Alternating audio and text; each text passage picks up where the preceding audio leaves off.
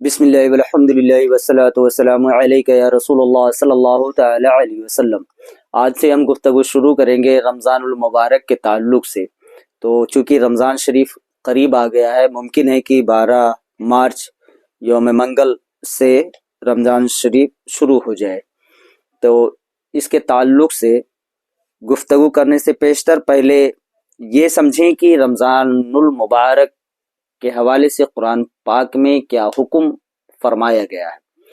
تو اللہ سبحانہ و تعالیٰ نے قرآن پاک میں ارشاد فرمایا سورہ بقرہ کی آیت نمبر 183 پر کہ یا ایھا الذین آمنوا کتب علیکم الصیام کما کتب علی الذین من قبلکم لعلکم تتقون، اے ایمان والو تم پر روزے فرض کیے گئے جیسا کہ تم سے پہلے والی امتوں پر فرض تھا، تاکہ تمہیں پرہیزگاری نصیب ہو۔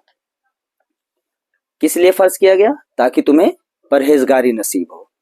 اس آیت مبارکہ میں روزے کی فضیلت کا بیان ہے، اور روزہ کب اس کا حکم نازل ہوا تو 10 شعبان کا مہینہ تھا اور 10 تاریخ تھی، اور سن 2 ہجری میں فرض کیا گیا۔ اور آیت کریمہ سے معلوم ہو رہا ہے کہ روزہ قدیم عبادت ہے، جیسا کہ اوپر گزرا نا قرآن میں اللہ نے فرمایا کتب علیکم الصیام کما کتب علی الذین من قبلکم، جیسا کہ تم سے پہلے والی امت پر، تم سے پہلے والے لوگوں پر بھی روزہ فرض تھا۔ ٹھیک ہے، قدیم عبادت ہے اور پہلی امتوں پر بھی فرض رہا ہے، یعنی ہم سے پہلے جو امتیں گزری ہیں ان پر بھی روزہ فرض رہا، اگرچہ احکام و ایام میں اختلاف رہا ہے، یعنی روزے کے حکم میں اور ان کے دنوں میں اختلاف رہا ہے۔ صوم کے لغوی معنی ہے رک جانے کے، باز رہنے کے، اور شریعت مطہرہ میں روزہ کہتے ہیں کہ طلوع صبح صادق سے غروب آفتاب تک کھانے پینے اور مجامعات سے باز رہنے کا نام کیا ہے؟ صوم ہے۔ روزے کا بنیادی مقصد خواہشات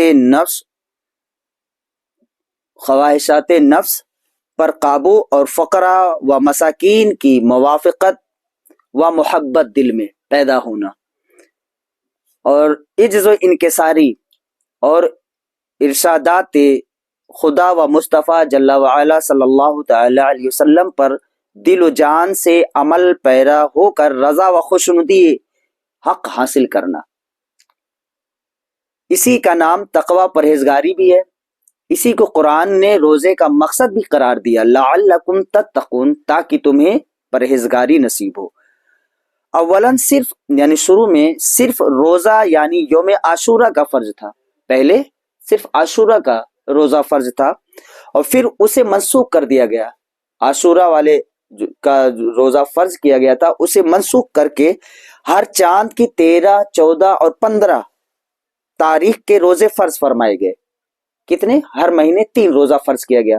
پہلے صرف یوم عاشورہ کا روزہ فرض تھا، پھر اسے منسوخ کر کے ہر مہینے کی 13، 14، 15 تاریخ کو روزہ فرض کیا گیا، اور پھر اسے بھی منسوخ کر دیا گیا، اور ماہ رمضان المبارک کے روزے فرض ہوئے، مگر اختیار اس میں دیا گیا۔ اختیار کیا دیا گیا تھا؟ اگر جی چاہے، تمہارا دل چاہے تو روزہ رکھو، اور اگر جی نہ چاہے تو آپ صدقہ فطر کے برابر ہر روز فدیہ دو، یہ اختیار دیا گیا تھا۔ اگر روزہ نہیں رکھنا ہے تو ہر روز کیا کرنا ہے؟ آپ کو ایک صدقہ فطر کے برابر میں صدقہ وہ فدیہ کر دینا ہے، یہ تھا۔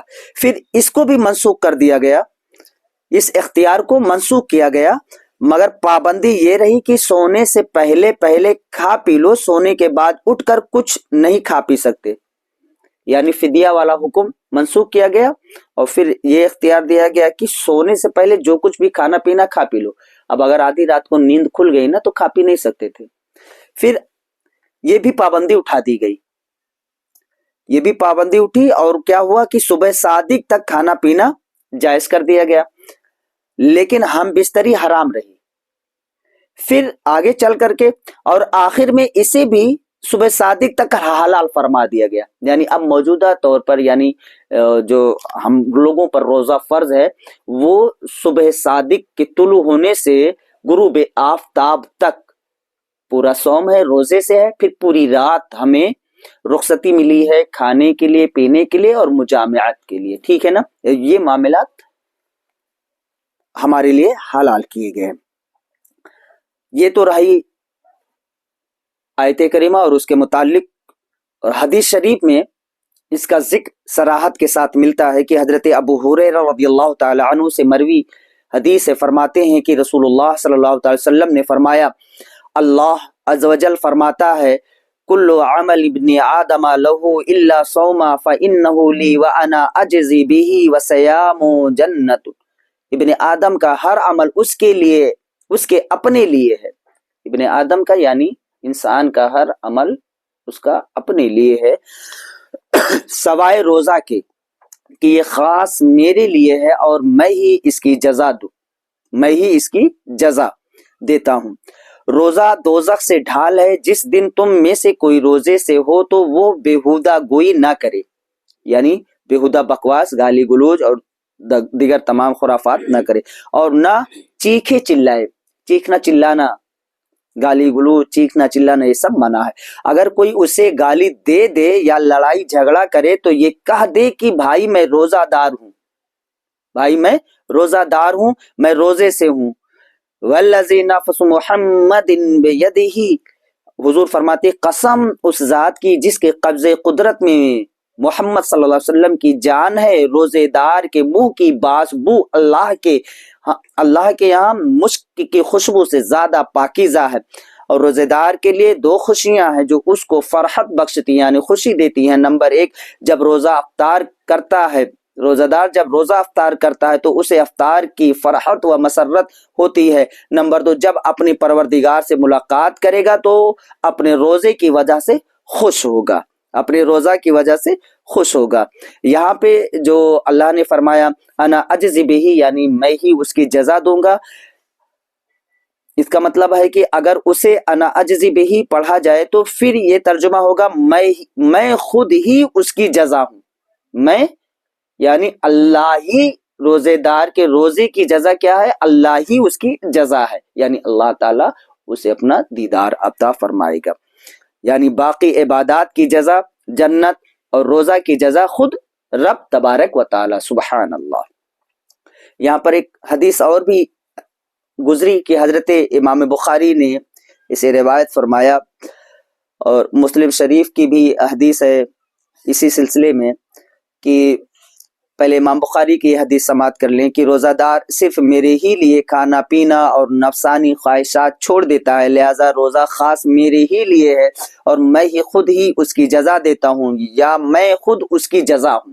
امام بخاری نے ایسا ذکر فرمایا، اور باقی نیکیوں کی جزا اس جیسی 10 نیکیوں کے برابر ہے، مگر روزہ کے لیے تعداد ہی مقرر نہیں ہے۔ اور امام مسلم فرماتے ہیں کہ ایک روایت میں یوں فرمایا کہ ابن آدم کا ہر عمل 10 گنا سے لے کر 700 گنا تک بڑھا دیا جاتا ہے، یعنی ابن آدم کا عمل 10 گنا سے لے کر کے 700 گنا تک بڑھا دیتا ہے اللہ تعالیٰ۔ پھر اللہ فرماتا ہے روزہ اس حساب سے الگ ہے، یہ تو صرف میرے لیے ہے اور میں ہی اس کی جزا عطا فرماتا ہوں، یعنی نماز ہے، زکوٰۃ ہے نا، حج ہے، یہ تمام اور کار خیر جو بھی ہیں، ان سب کا ثواب کیا ہے کہ 10 گنا سے لے کر کے 700 گنا تک اللہ عطا فرماتا ہے۔ لیکن روزے کے تعلق سے فرماتا ہے کہ اس کی نیکیوں کا حساب نہیں ہے، بلکہ اللہ تعالیٰ اس کی جزا تو خود ہی ہے، ٹھیک ہے نا۔ روزہ دار اپنا کھانا پینا میرے لیے ہی چھوڑتا ہے۔ روزے دار کے لیے 2 خوشیاں ہیں، ایک خوشی روزہ افطار کرتے وقت اور دوسری خوشی اپنے رب سے ملاقات کے وقت ہوگی۔ اور روزہ دار کے منہ کے باس بو اللہ کے نزدیک مشک کی خوشبو سے بھی زیادہ پاکیزہ ہے۔